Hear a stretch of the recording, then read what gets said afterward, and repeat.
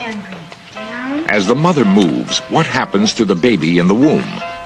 Does it have any way of knowing what is occurring outside? And bring it down. And lift. Again. New discoveries have brought an entirely new focus to the study of life before birth. Scientists now believe that the unborn child can actually hear, feel, and see. Is it possible that it can even think?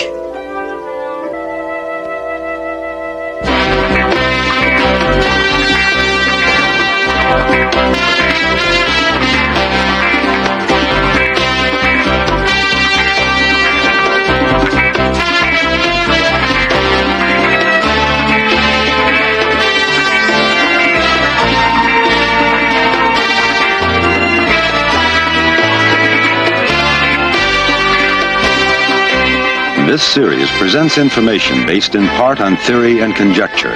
The producer's purpose is to suggest some possible explanations, but not necessarily the only ones, to the mysteries we will examine.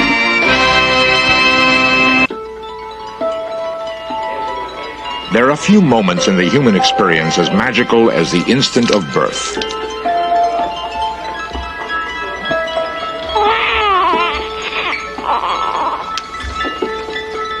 What influences has this baby encountered in 9 months? How aware was he of his surroundings? Will he remember his birth and life before birth? In 9 months, the unborn has traveled an enormous distance from a single fertilized cell to a complete individual.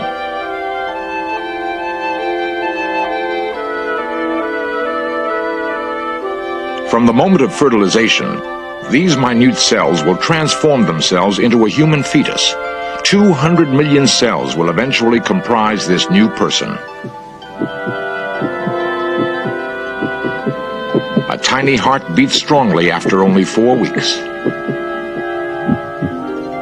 Deep in the womb, and about the size of an adult thumb, a delicate cartilage skeleton begins to take shape at 5 weeks.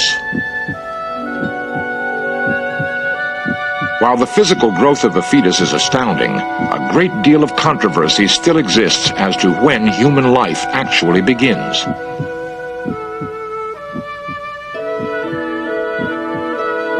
The fetus is physically complete after 12 weeks. Barely 3 inches long, it can move its head, squint, frown, and stretch its arms and legs. Between 3 and 6 months, the fetus grows to 8 inches inside these cramped quarters. Its fingernails can scratch its skin, and gender is obvious. At 18 weeks, when the bones are solid and the muscles strong, the baby can punch and kick its mother. Already the unborn wants to suck its thumb. Soft hair grows in the last 3 months. The senses develop. Eyes open and close, and it can hear and perhaps understand the mother's world. Everything that affects a pregnant woman influences her growing fetus. During the pregnancy, Dr. Kenneth L. Jones, director of the Birth Defects Clinic at the University of California, San Diego, describes the danger of drugs on the fetus during its most vulnerable period of growth. it would appear that the first trimester of pregnancy, the first 3 months of the pregnancy, is the most critical time as far as the fetus is concerned, as far as most drugs and chemicals are concerned. And the reason for that is that that is the period when the organs are developing in the developing fetus and embryo. By the end of the first trimester, by the end of the third month of gestation, the baby is completely formed.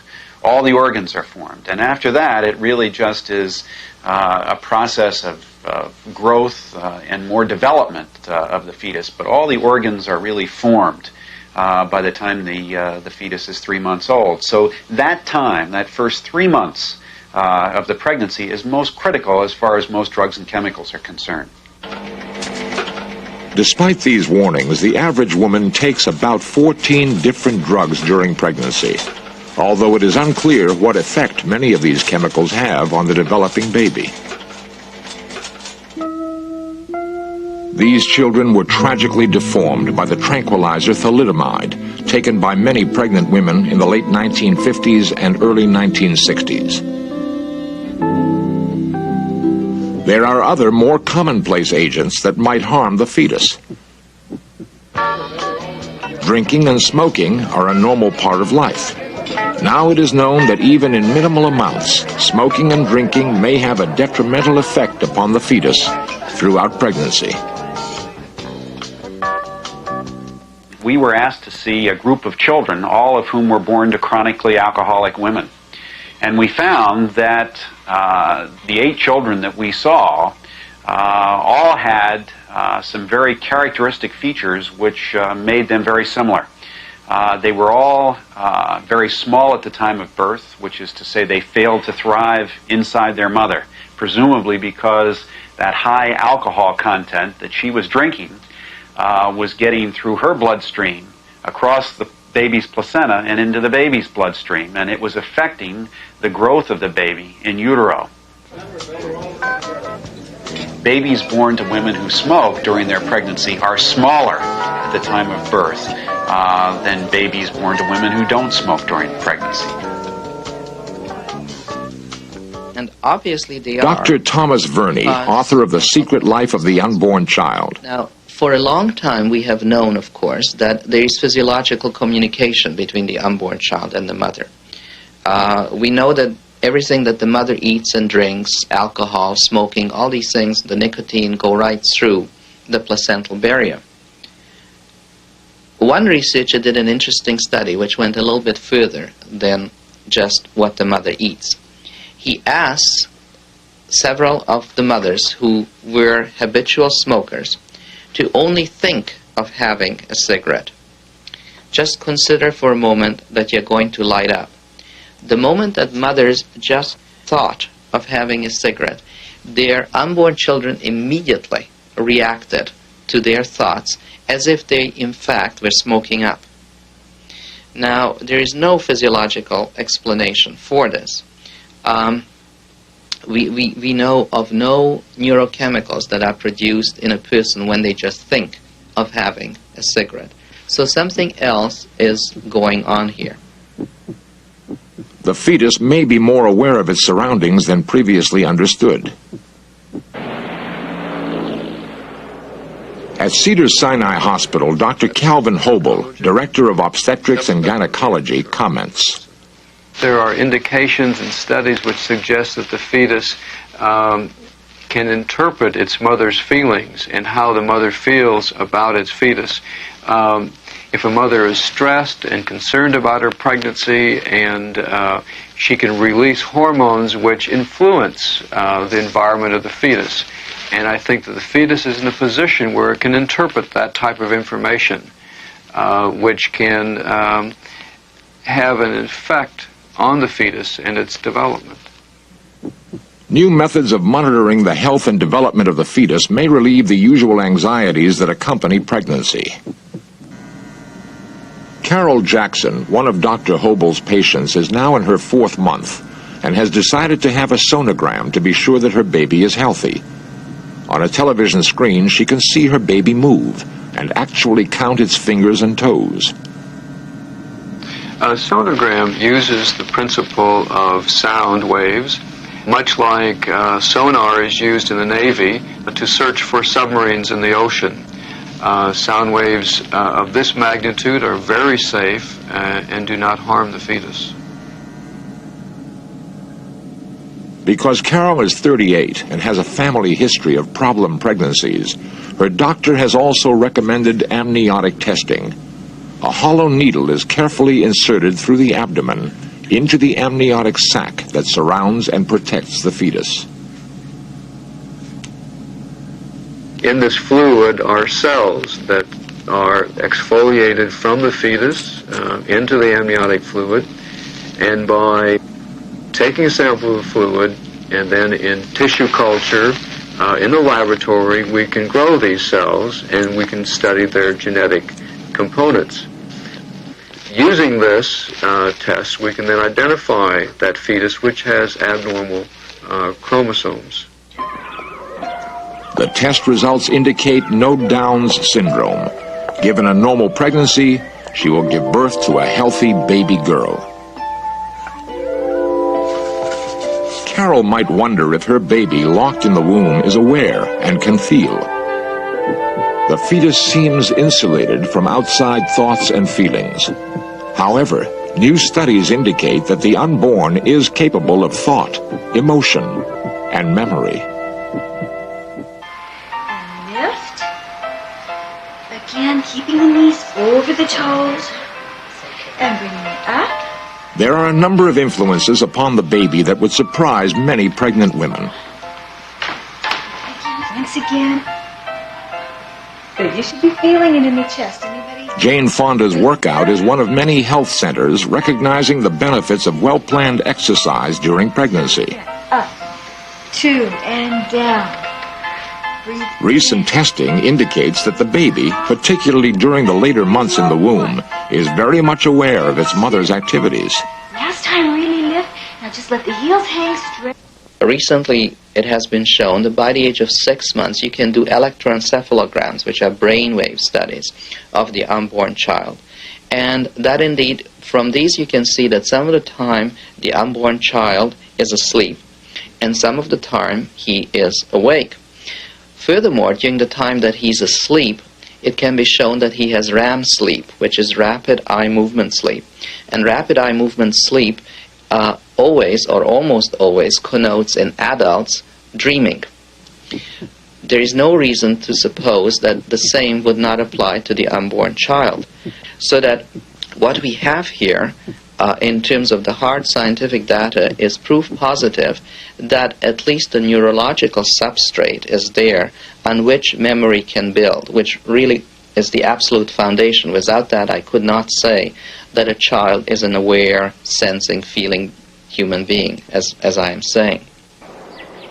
If the unborn baby has a memory, what kind of events could it recall? Dr. David Chamberlain of the Anxiety Treatment Center in San Diego has tried to find out. Through hypnosis, Linda Nickerson retraces her pre-birth experiences. I'm in my mother, but we're in the house. You're in your mother, but we're in the house. Yeah, What part of the house are you in? by the door, the front door. By the front door? What's happening there? My mom's laughing and we're going somewhere. She's laughing? And you're going somewhere? Is it just you and your mother together? No, I think she's going somewhere with my father. So the three of you are going off somewhere. How is it for you when your mother laughs? It's nice. It's like, I can't explain it, it's just nice. It's It makes nice. me feel like a warm fuzzy or something, a little ball of warmth. Right, would it be all right with you to remember something unpleasant that happened in the womb? All right, when I touch your forehead, that memory will come to you. Something very unpleasant that happened while you were inside. Where are you now? In the bedroom. My mother's crying. And she's really upset. Everything seems dark. Feels... She keeps shaking and it makes me shake. And I keep wanting it to stop, but it won't. All right, why don't you come forward now? And this time when I touch your forehead, let it be the time that you are actually being born. Be there now. The doctor's putting his hands on my temples. And I don't want him to do that because I want to do it by myself. Now he's pulling me out. And I feel kind of scared. Scared? Well, it feels real different. It's kind of cold. Cold. Yeah, because I'm all wet. And then the doctor brings me over and he lays me on my mother's stomach. Lays you on your mother's stomach? Mm-hmm. How's that? It's nice. Adele Miller, Linda's mother, is surprised by the accuracy of her daughter's recollections. When I think back about the birth, when she was born, I thought of it as an experience that I had. And now I find out it's an experience we both had. It's one we both shared. You have to appreciate the fact that in the normal operation and economy of the mind, we're always storing things. We're always filing away old experiences. This is simply the way we're built. We don't have immediate memory of everything that ever happened to us. We file it away. Naturally, things that happened long, long ago are kind of filed away the deepest. And it takes a little more work to get back to them. They are there. They are somehow recorded by the mind and held. And you have to go to a bit of effort to get at that. But hypnosis is the very best means that I know of for uncovering that material. But it's not the only means. Some people remember their birth without any help at all. An opposing view is voiced by Dr. Elizabeth Loftus, psychologist at the University of Washington, Seattle, and author of Memory. There is a widespread belief that everything we ever experience is stored in the mind, and even if we can't get at it, potentially we could, if we could hypnotize a person or if we could electrically stimulate their brain in some way. But I have examined the evidence for this proposition, and I find there is absolutely no good evidence for the idea that everything we ever experience is stored in the mind. In fact, it seems more likely to me that some of our memories undergo transformations or alterations or distortions because of suggestions that come in later, and that original memories are no longer there. There is a lot of evidence that babies, even in utero, are able to understand what's going on, whether they happen to understand that language or not. Somehow they get the message. To many, the difficulty and pain of childbirth is as traumatic for the baby as it is for the mother. Natural childbirth to some is one of the means of making the first breath of life more gentle. This class teaches the father to assist the mother during labor and delivery. Pelvic rocking is real important for pregnancy because there's so much stress in the lower back. This helps to bring the baby up out of the pelvis. After much consideration, Kim and Bob Haley have allowed In Search Of to film this most extraordinary event, the birth of their first child. Sally Berman, trained nurse midwife, assists at their side. Bob coaches Kim throughout the entire birth. The Bradley method of natural childbirth employs unusual procedures, including standing and squatting, to oxygenate the baby and move it into position.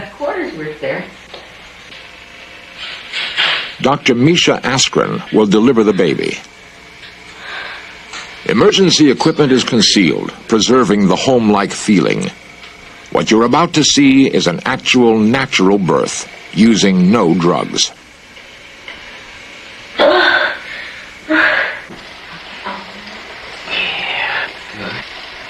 Real good. Yeah. Yeah. That's beautiful, Kim.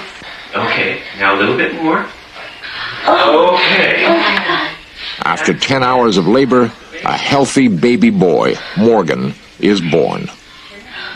We have not solved all the mysteries of life before birth, and the debate as to when life begins continues. But for the first time, we know the dimension of feeling and perhaps memory that's passed from mother to child. Kim Haley. During the whole pregnancy and through the whole 9 months, everything you're doing is for this little baby and giving them the chance to start out the right way. It was just, I'm sure, the most choice moments that I'll have in my life.